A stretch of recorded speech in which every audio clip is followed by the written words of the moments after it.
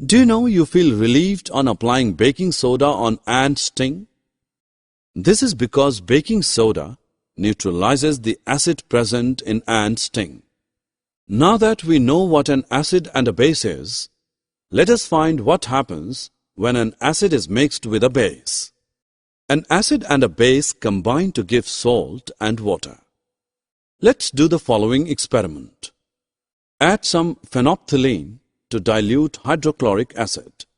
The indicator remains colorless in the acidic solution. Now we add a solution of sodium hydroxide in the small portions.